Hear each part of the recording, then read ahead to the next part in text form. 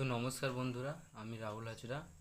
আজ কর্মসংস্থান পেপারে রেলের এনটিপিসির একটা কিছু কোশ্চেন ছিল, যেটা রঞ্জিত ঘোষ বলে স্যার করাইছেন, যেটা দিয়েছেন যে সেটটা তিনি কিছু কোশ্চেন দিয়েছেন। ওই কোশ্চেনের মধ্যে শুধু অঙ্কের কোশ্চেনগুলো আজকে সমাধান করব। তো প্রথম কোশ্চেন আছে, ক্ষুদ্রতম মৌলিক সংখ্যাটি হলো শূন্য। তো মৌলিকও নয়, জোড়ও নয়। এক এক মৌলিকও নয়, জোড় নয়। একে আমরা ইউনিট হিসেবে ব্যবহার করি, তাই ক্ষুদ্রতম মৌলিক সংখ্যাটি হয়ে গেল 2।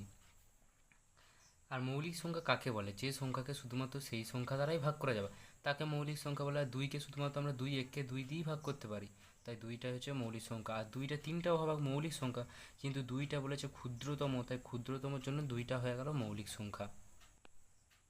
পরের প্রশ্নতে চলে আসবো, 288/188 আচ্ছা আচ্ছা এইটাকে প্রথমে আমি কেটে নিই। 2 এককে 2, 2 4, 2 4, 2 7 14, 2 72 হচ্ছে না। তাহলে না হলে একে কি করা যায়? তাহলে 72 স্কোয়ার, এটা তো আমরা জানি না, তাই এটাকে কাটবো না। 288কে আমি বর্গমূল করে নেবো। 2 একে 2, 2 4 8, 2 4 8, 12 12, তার মানে হয়ে গেল 12√2/12। 12 কেটে গেল, অতএব উত্তর চলে এলো √2/1। কিন্তু এখানে তো কোথাও উত্তর নেই, তো এই অঙ্কটার উত্তর হয়ে গেল √2/1। তার পরের অঙ্কটা চলে আসবো, 64009। আচ্ছা, 64 এখানে আছে। 64 মানে কি 3 স্কোয়ার নিশ্চয়ই হবে না, 2 স্কোয়ার 25 স্কোয়ারও নিশ্চয়ই হবে না, তাই 64 মানে নিশ্চয়ই 8 হবে। আর 8 80 80 6403, তাই এটা সঠিক উত্তর হবে 803।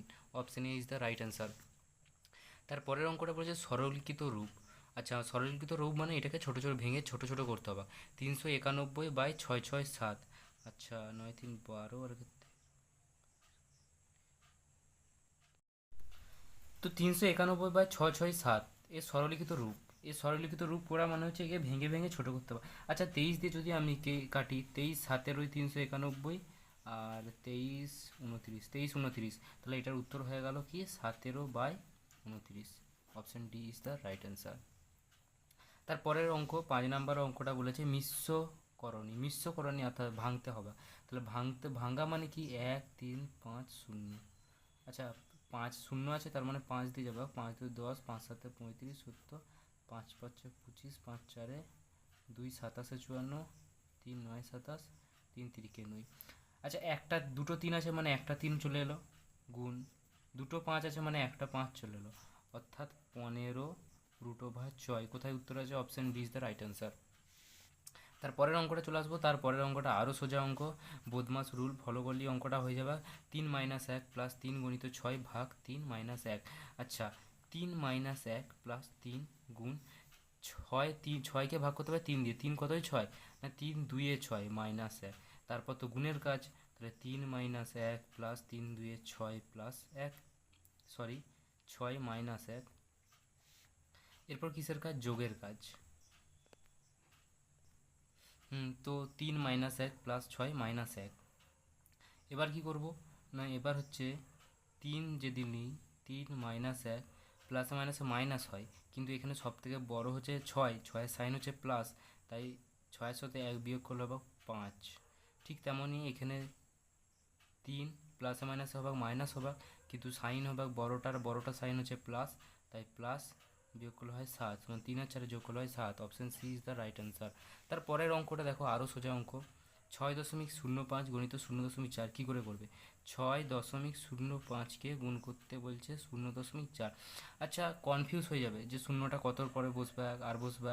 যদিও একটা দুটো তিনটে সংখ্যা আছে, তিনটের সংখ্যার পরে শূন্য বসবে, তবু আমার দরকার কি আছে?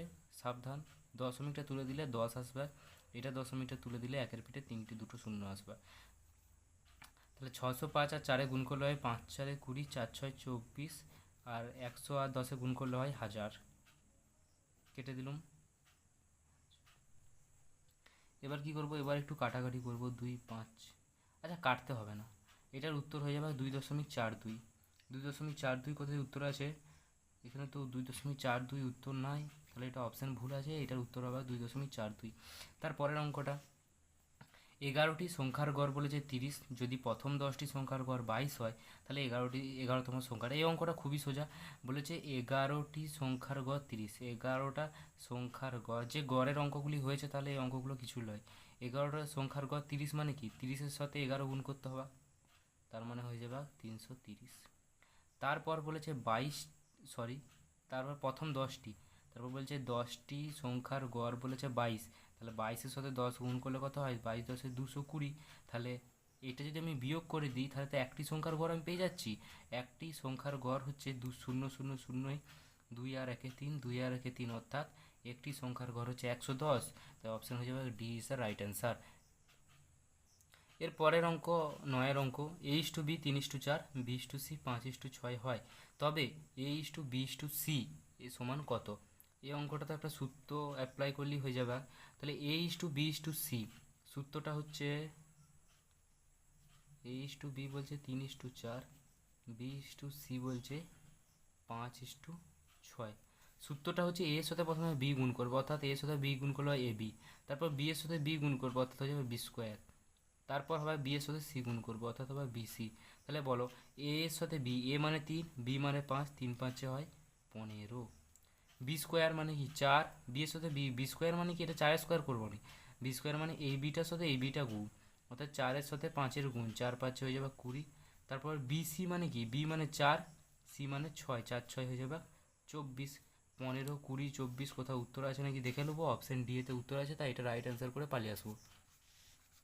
20 পয়সা ও 4 টাকার অনুপাত কত? 20 পয়সা, আমরা ছোটোবেলা থেকে অঙ্ক করে আসছি 1 টাকা সমান 100 পয়সা, ছোটোবেলা থেকে অঙ্ক করে আসছি 1 টাকা সমান 100 পয়সা, তাই তো? তাহলে বলো 4 টাকা সমান কত টাকা? 4 টাকা সমান নিশ্চয়ই 400 পয়সা হবে। তাহলে 20 পয়সা ইস্টু 400 পয়সা, শূন্য দিয়ে দাও কেটে, 2 1 2, 2 20, 1:20 কোথাও উত্তর আছে, অপশান সিতে উত্তর আছে, করে দিয়ে পালিয়ে আসো। তারপরের অঙ্ক 3/4কে শতাংশে প্রকাশ। আচ্ছা, স্যার যেই কর্মসংস্থানের সেটটা দিয়েছিলেন এটা এনটিপিসি ছিল, কিন্তু এনটিপিসি এত সোজা অঙ্ক পড়ে? 3/4কে শতাংশে প্রকাশ করো। শতাংশ মানেই আমরা জানি 100 দিয়ে গুণ করতে হয়, 4 25-এ 100, 25 3-এ 75%। খুবই সোজা অঙ্কগুলো, অর্থাৎ অপশান ডি রাইট অ্যান্সার। 34-এর 250%, এর 50%, এর 80%। আচ্ছা, খুবই সোজা। 34-এর 250%, আচ্ছা, এর আবার 50%, এরই আবার 80%, এর মানে তো গুণ, দিয়ে দাও 0 0, এটারও একটা শূন্য কেটে গেল, 5 2-এ 10 হয়ে গেল, 2 4-এ 8 হয়ে গেল, 4 25-এ 100 হয়ে গেল, এখানেও 25 এখানেও 25 কেটে গেল, অর্থাৎ উত্তর হয়ে গেল 34। 34 উত্তর, কিন্তু এখানে তো আসছে না, অর্থাৎ এবার দেখে নিই কোথাও ভুল হয়েছে নাকি আমার, দুটো শূন্য কেটে গেল। আচ্ছা, 5 2-এ 10, 2 4-এ 8, 4 25-এ 25, 34 ইজ দ্য রাইট অ্যান্সার, অপশানে নেই, অর্থাৎ বোথ অফ না, অর্থাৎ কোনোটি লয় হচ্ছে উত্তর। তারপরের অঙ্ক, এটা হচ্ছে সরল সুদের অঙ্ক। কত শতাংশ বার্ষিক সরল সুদের হারে 400 টাকা 5 বছরে 520 টাকা হবে? এটা তো আমরা জানি আই সমান পিআরটি বাই 100, অপশান কি সূত্র কি বলছে, আই সমান পিআরটি বাই 100, সুদের হার বার করতে বলছে। আচ্ছা, বা আমরা তো এটাকে তো এমনি করেও লিখতে পারি, 100, যদি কারো সূত্র না মুখস্থ থাকে, শুধু যদি এইটা মুখস্থ থাকে তাহলেই দেখো পিআরটি বার করা যাবে। 100 গুণিত আই সমান, একের নিচে কিছু নয় মানে 1 আছে, এটার সাথে এটা গুণ হলে নিশ্চয়ই পিআরটি হবে।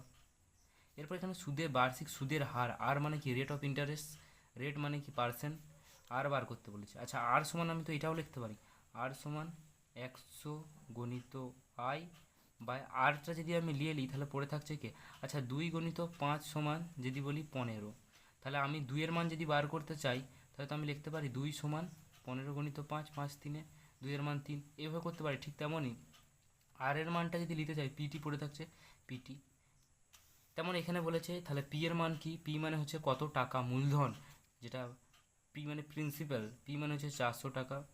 সময় বলেছে, সময় মানে টি, টি ফর টাইম, টাইম বলেছে 5 বছর।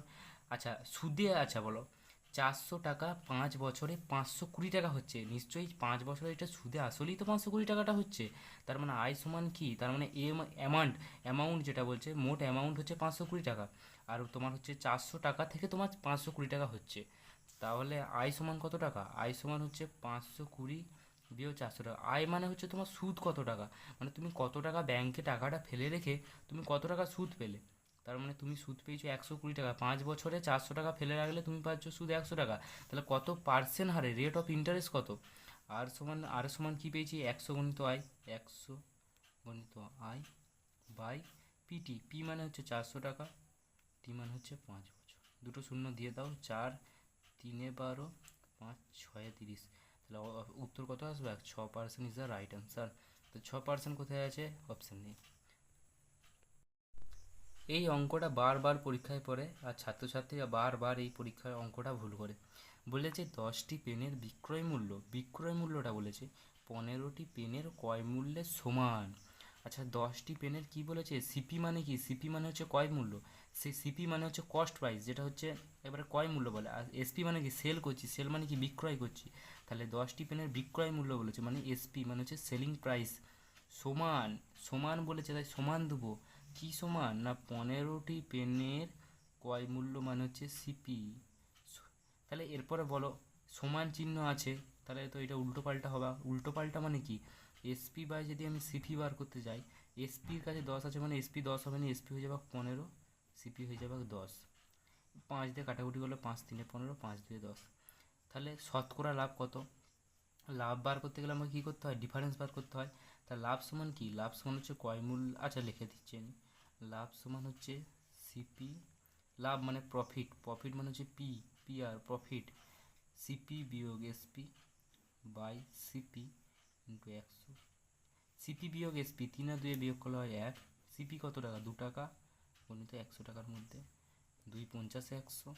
তাহলে 50% হয়ে যাবে উত্তর, অপশান ডি। খুবই সোজা অঙ্ক, কিন্তু বিশাল ভুল হয় এই অঙ্কটা। আচ্ছা, একজন দৌড়বিদ আছে যে 15 কিমি/ঘন্টা গতিতে 8 কিমি দৌড়াতে। আচ্ছা, কি সোজা অঙ্ক দেখো, 15 কিমি/ঘন্টা, আচ্ছা মানে 15 কিলোমিটার দৌড়াতে ওর সময় লাগছে পার ঘন্টা, মানে কি 1 ঘন্টা, মানে 1 ঘন্টায় 15 কিলোমিটার দৌড়াচ্ছে। তার মানে 15 কিমি দৌড়াচ্ছে 60 ঘন্টা, এই যে ইউআর হাওয়ার্স, হাওয়ার্স, তাই তো। তাহলে 1 কিলোমিটার দৌড়াতে তার কত লাগবে?